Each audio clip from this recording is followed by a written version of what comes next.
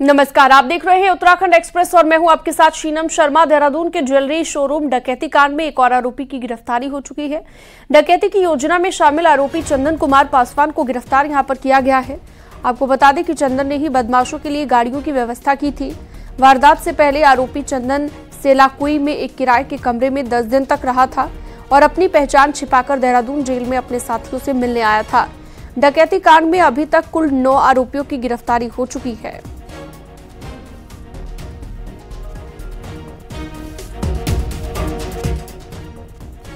देहरादून में हुई jeweller showroom में डकैती मामले का मुख्य सरगना सुबोध फिलहाल बी वारंट पर महाराष्ट्र पुलिस की हिरासत में है, जिसको देहरादून पुलिस बी वारंट पर देहरादून लाने की तैयारियों में है।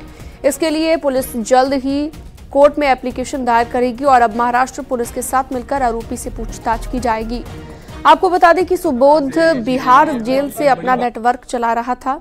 पुलिस का ये कहना है कि गैंग ने अभी तक देश के अलग अलग राज्यों में करीब 100 करोड़ रुपए की कीमत का 175 किलो सोना लूटा है। सुबोध जेल से ही रणनीति तैयार करता है और अपने गुर्गों की मदद से लूट और डकैती की घटना को अंजाम देता है।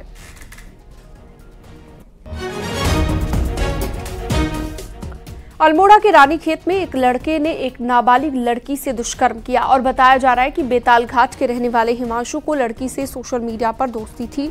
उसने लड़की को धोखे से बुलाकर दुष्कर्म किया। लड़की के परिजनों ने पुलिस से आरोपी के खिलाफ शिकायत की, जिसके बाद पुलिस ने आरोपी को गिरफ्तार कर जेल भेज दिया।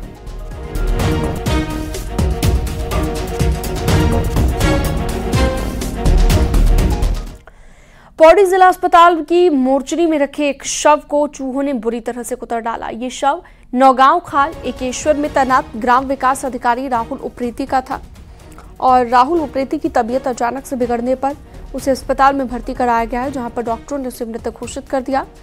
फिर पोस्टमार्टम के लिए राहुल के शव को जिला अस्पताल में पौड़ी लाया गया। वहीं मृतक के परिवार वालों ने आरोप ये लगाया है कि मोर्चरी में डीप फ्रीजर खराब था और उन्हें नहीं बताया गया।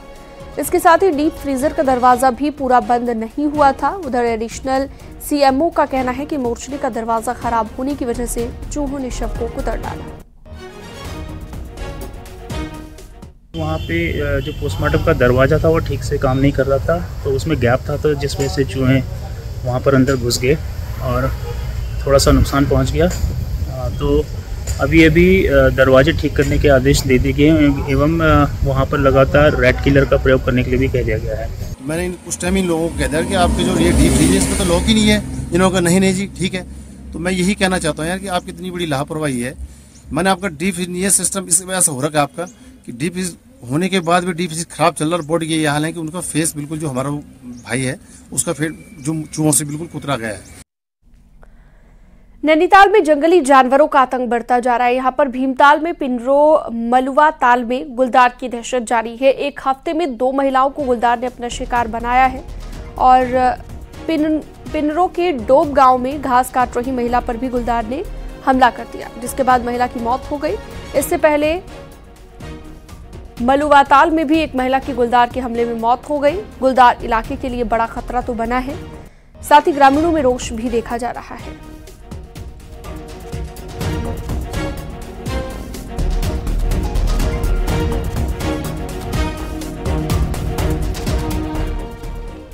आगे बढ़ते हैं। रामनगर के कई क्षेत्रों में इन दिनों बाघ का डर बना हुआ है। पटरानी गांव की एक महिला को बाघ ने मौत के घाट उतार दिया था, जिसके बाद वहां पर डर का माहौल देखा गया।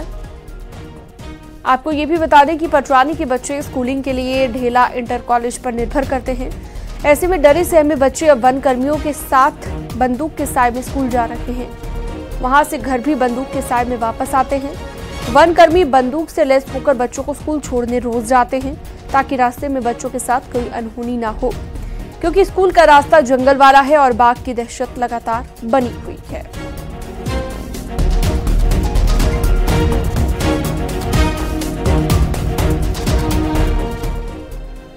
रामनगर में गजिया मंदिर गेट के पास बाघ की मूवमेंट देखी जा रही है। इन दिनों मंदिर के गेट पर एक श्रद्धालु के आगे से बाघ अचानक से आ गया। हालांकि बाघ ने श्रद्धालु को कोई नुकसान नहीं पहुंचाया, लेकिन इलाके में बाघ की दहशत है, जिसके बाद वन विभाग ने मंदिर के आसपास गश्त बढ़ा दी है। इसके साथ ही बाघ को लेकर लोगों को भी जागरूक लगातार किया जा रहा है। कॉर्बेट और उसके आसपास के वन क्षेत्रों में बड़े बाघ अब कई बार जो है सड़कों पे भी दिखाई देने लगे हैं, जिसके बाद से लोगों में दहशत का माहौल है। डर है कि कहीं ये बाघ उनके साथ कोई अनहोनी ना कर दें। आप देख सकते हैं मेरे पीछे यहाँ पर कोसी रेंज की जो का स्टाफ है वो यहाँ पर गश्त पे है। ये लोगों को यहाँ पर रोक रहे हैं कि वो पैदल ना निकलें और ऐसी कोई भी ऐसी हरकत ना करें जिससे उनका जीवन संकट में पड़ जाए। तो इस तरीके से यहाँ 3 रेंजों के लोग लगे हुए हैं, कोसी, सर्पदुली और बिजरानी। सर्पदुली और बिजरानी कॉर्बेट की रेंज है, जबकि कोसी रामनगर वन प्रभाग की रेंज है। ये वो स्थान है जहाँ पर हम खड़े हैं, या जहाँ पर ये कल बाघ का हमें विजुअल दिखाई दिया था, जहाँ से ये बाघ गुजरा था। वो सामने गेट है, यहाँ पर लगे हुए CCTV कैमरे में ये कैद हुआ था।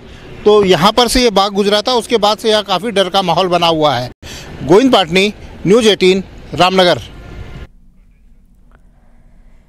दिगंबर अखाड़े से जुड़े एक संत संदिग्ध परिस्थितियों में लापता हो गए। हरिद्वार के बैरागी कैंप स्थित अखाड़े में 10 दिसंबर से एक बड़ी भागवत कथा का आयोजन होना था। कथा की जिम्मेदारी को देख रहे 80 साल के स्वामी पवित्र दास बीती 5 दिसंबर को अखाड़े से कहीं जाने के लिए निकले थे, लेकिन अभी तक वापस नहीं लौटे हैं, जिसके बाद उनके शिष्यों ने कनखल थाने में संत की गुमशुदगी की रिपोर्ट दर्ज कराई। रिपोर्ट दर्ज होने के बाद पुलिस हरकत में आ गई है और लापता संत की तलाश की जा रही है। साथ ही उनकी कॉल डिटेल को भी खंगाला जा रहा है।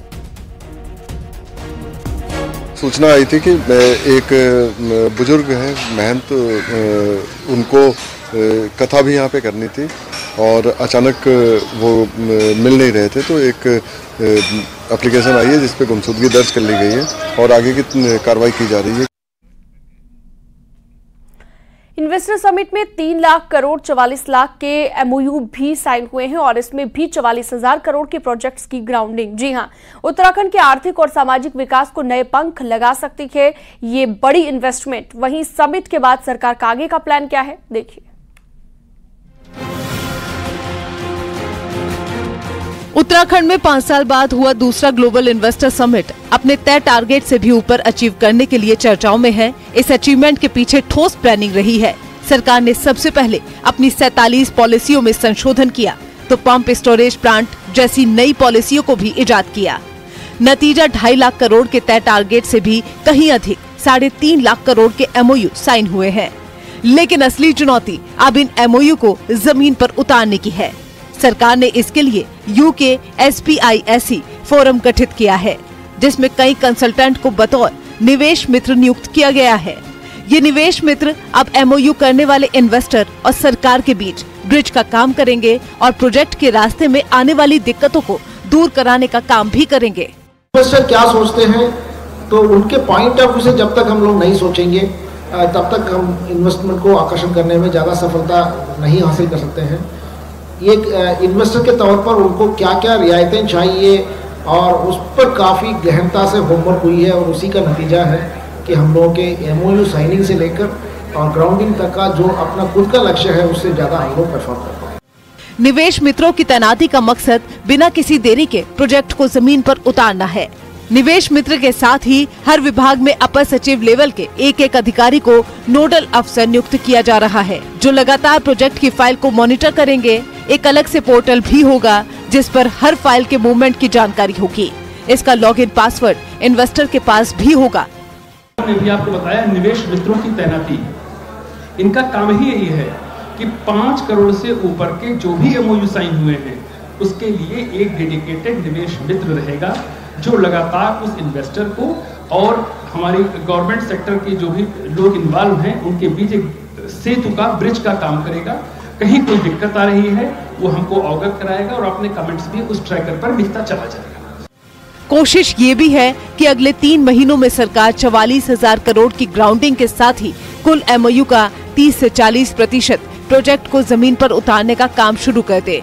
समिट की सफलता से CM पुष्कर सिंह धामी भी उत्साहित हैं। CM ने घोषणा की है कि अब हर 2 साल में सरकार ग्लोबल इन्वेस्टर समिट आयोजित करेगी। न्यूज़ 18 के लिए देहरादून से सुनील नवप्रभात की रिपोर्ट। पीएम मोदी और गृह मंत्री अमित शाह के बैक टू बैक उत्तराखंड के दौरे से प्रदेश बीजेपी लोकसभा चुनाव को लेकर फ्रंट फुट पर आ गई है। अब पार्टी नेताओं की समझ में आ गया है कि लोकसभा चुनाव में रोजगार ही मुख्य एजेंडा होगा।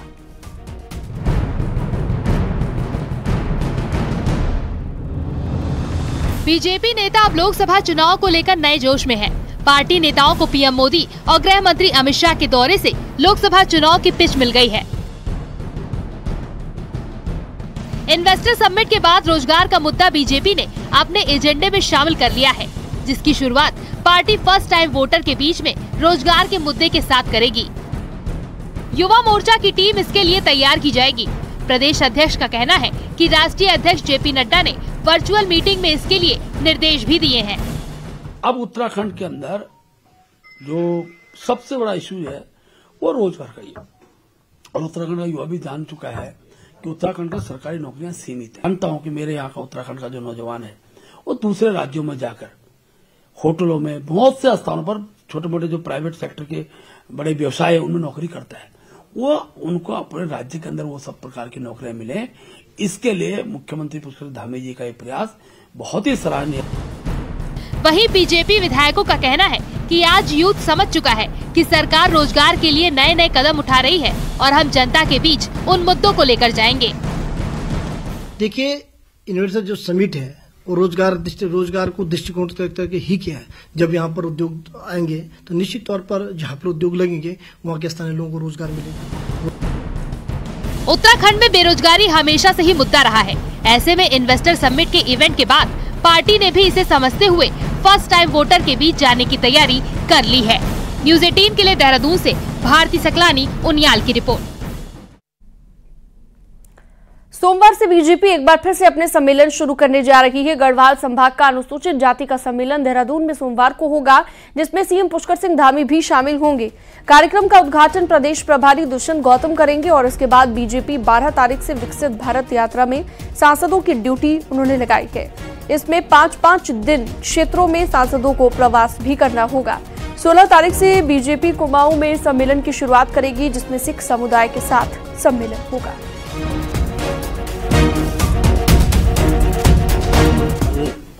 देहरादून में ही गढ़वाल संभाग के अनुसूचित जाति के जनप्रतिनिधियों का एक बड़ा सम्मेलन हम लोग देहरादून में करने वाले हैं, जिसका उद्घाटन हमारे राष्ट्रीय महामंत्री और प्रदेश के प्रभारी दुष्यंत गौतम जी करेंगे। माननीय मुख्यमंत्री पुष्कर धामी जी संपर्क सत्र में रहेंगे। धामी कैबिनेट में लंबे वक्त से खाली चल रहे 4 पद जल्द ही भर सकते हैं। संगठन और सरकार ने इस पर सहमति दे दी है। मंत्रिमंडल विस्तार की सुगबुगाहट के बीच बीजेपी के प्रदेश अध्यक्ष ने विधायकों को सब्र रखने को कहा है।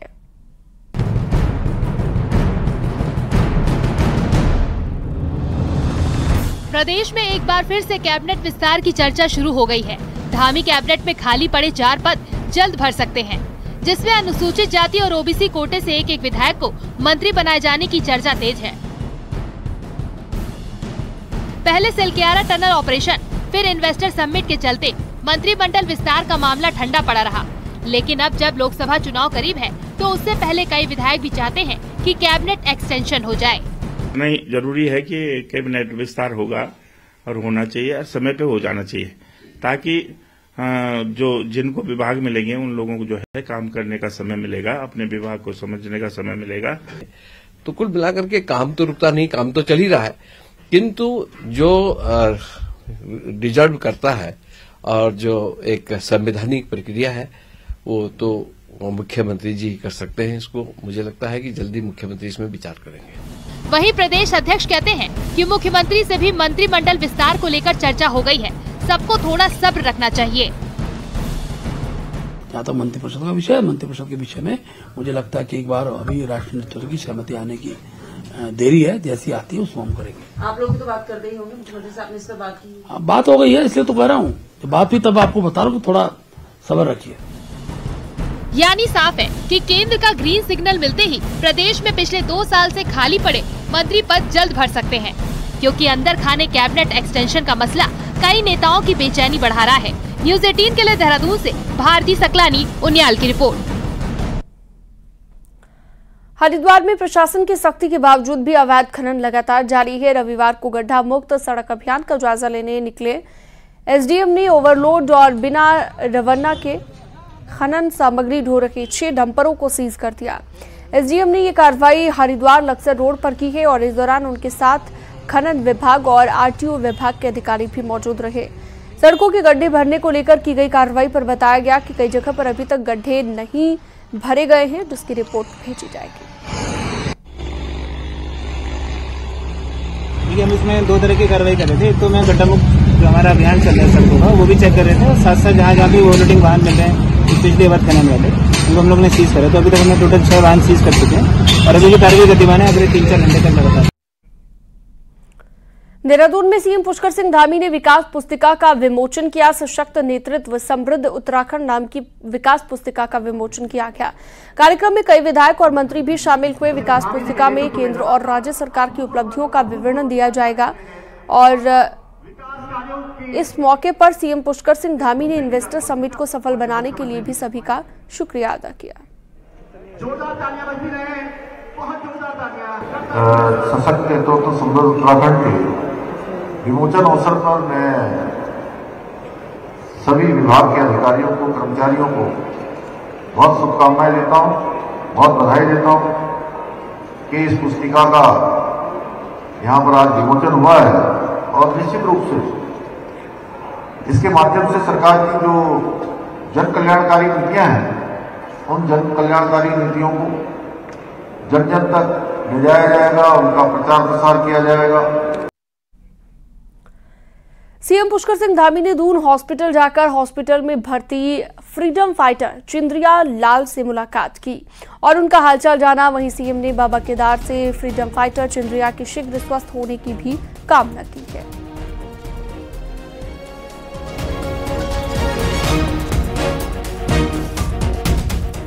एक दौर में नैनीताल के माल रोड में शान की सवारी अब इतिहास हो जाएगी। पहले हाथ रिक्शे और अब हाईकोर्ट के आदेश के बाद पैडल रिक्शे भी अतीत के पन्नों में सिमटने जा रहे हैं। देखिए,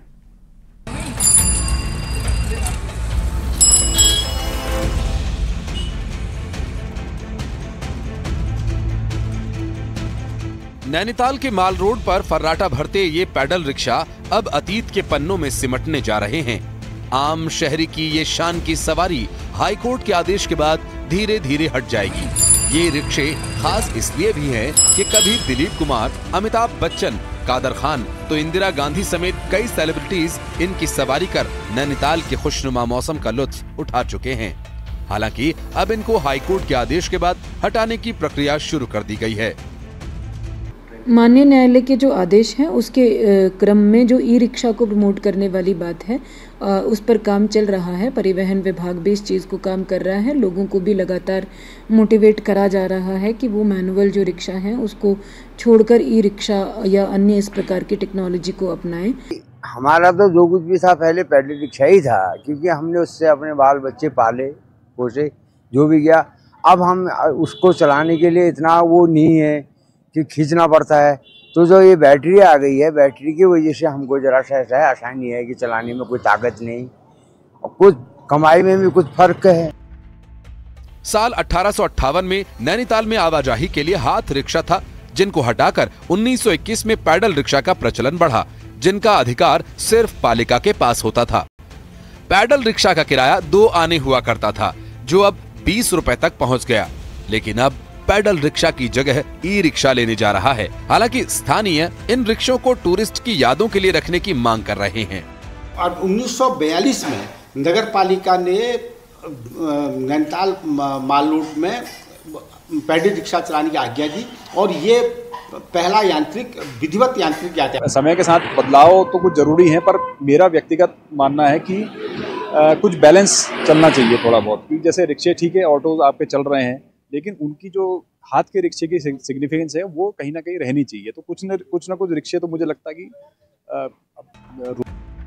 बहरहाल वक्त का पहिया इन रिक्शों के चक्र को रोक रहा है, लेकिन इनका दौर भी ऐतिहासिक रहा है। अब ये माल रोड की शान की सवारी अतीत के पन्नों में सिमट जाएगी, लेकिन इनकी यादें लोगों के जहन में ऐसे ही बनी रहेंगी। न्यूज़ 18 के लिए नैनीताल से वीरेंद्र बिष्ट की रिपोर्ट।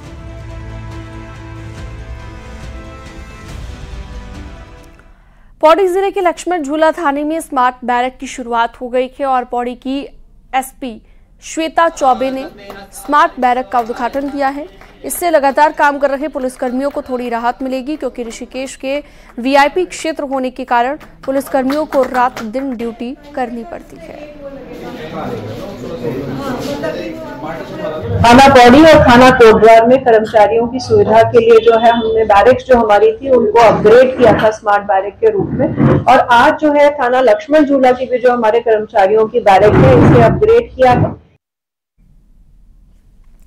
हिमालयी क्षेत्रों में जड़ी बूटी समेत कई प्रजातियां हैं, लेकिन जलवायु परिवर्तन के कारण हिमालयी वनस्पतियों की सैकड़ों प्रजातियों पर संकट आ गया है। जीबी पंत हिमालय पर्यावरण संस्थान इन्हें बचाने के लिए रिसर्च कर रहा है। देखिए,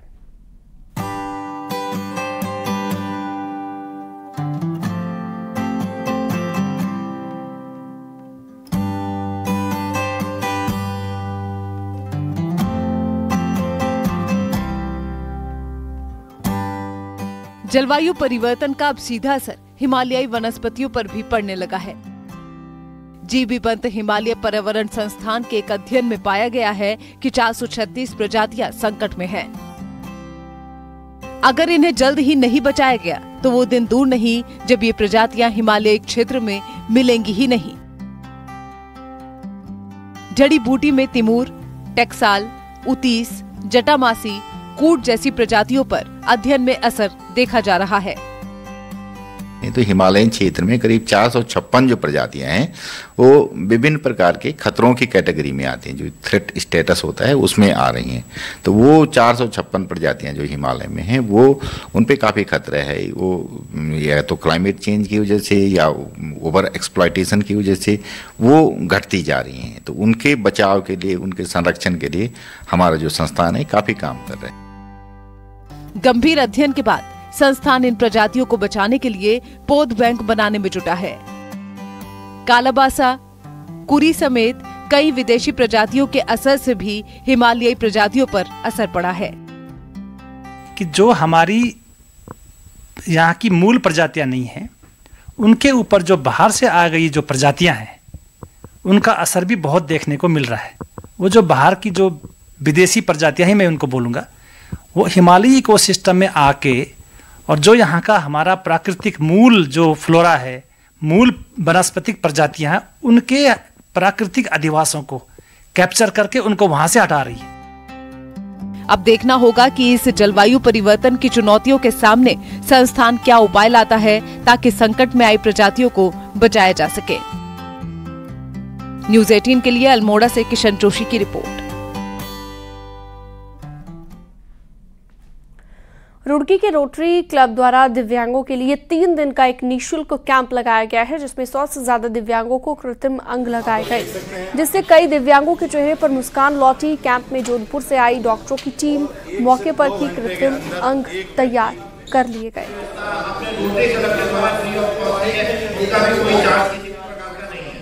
देखिए, अब तक जो है 100 से अधिक लोगों ने हमारे यहाँ जो है रजिस्ट्रेशन कर चुके हैं। रोटरी क्लब द्वारा जो ये प्रयास का नाम दिया गया और प्रयास करा जा रहा है कि लोगों के चेहरे पे खुशी दी जाए। जिन लोगों के कृत्रिम अंग लगने हैं, जिनके हाथ नहीं है, पैर नहीं है, तो हमारी कोशिश है कि वो यहाँ से खुशी का पल लेकर जाएं।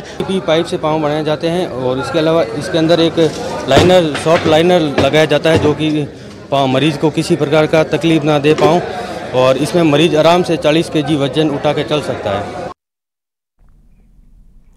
और वक्त एक छोटे से ब्रेक का, जल्द लौटते हैं।